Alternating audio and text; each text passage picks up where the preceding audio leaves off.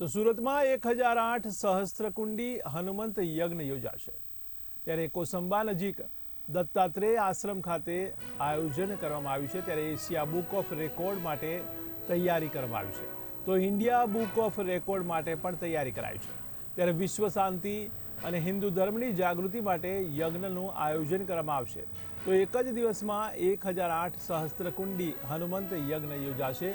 તો 22 ફેબ્રુઆરીના રોજ દત્તાત્રેય આશ્રમ ખાતે યજ્ઞ યોજાશે। તો વિદ્વાન આચાર્યો અને પંડિતો પણ ઉપસ્થિત રહેશે। તો મહત્વના સમાચાર કહી શકાય। ત્યારે 1008 યજ્ઞ યોજાશે। સહસ્ત્રકુંડી હનુમંત યજ્ઞ યોજવામાં આવશે સુરતના માંગરોળમાં।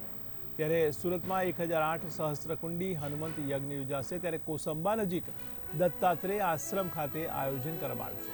ત્યારે એશિયા બુક ઓફ રેકોર્ડ માટે તૈયારી કરવામાં આવી છે, તો ઇન્ડિયા બુક ઓફ રેકોર્ડ માટે પણ તૈયારી કરાઈ છે। તો વિશ્વ શાંતિ અને હિન્દુ ધર્મની જાગૃતિ માટે યજ્ઞનું આયોજન કરાવશે। તો એક જ દિવસમાં 1008 સહસ્ત્રકુંડી હનુમંત યજ્ઞ યોજવામાં આવશે। તો 22 ફેબ્રુઆરીના રોજ દત્તાત્રેય આશ્રમ ખાતે આ યજ્ઞ યોજાશે। તો વિદ્વાન આચાર્યો અને પંડિતો પણ ઉપસ્થિત રહેશે।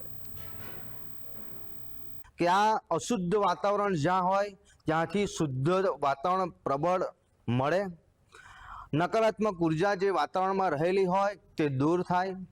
ઘણા માણસોના જીવનમાં દુઃખ, ભય અને પીડા હોય છે, તો એ બધી જ વસ્તુનો ન્યાય આ ઈશ્વરના સ્થાનમાં થાય એવી અમારી ખૂબ જ ઊંડી લાગણી છે।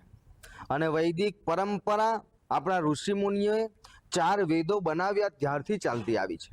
તો આ વિષયોને અનુરૂપ 18 પુરાણો જે બતાવ્યા છે ને તેના જ ભાવ સંદર્ભમાં આપણી હિન્દુત્વની લાગણીઓ આગળ વૈદિક પરંપરાને વધારતી રહે તેવી ભાવના સાથે આ સહસ્ત્ર યજ્ઞનું આયોજન છે, જેમાં લગભગ 50,000થી વધારે હનુમાન ચાલીસાનું પારાયણ થશે।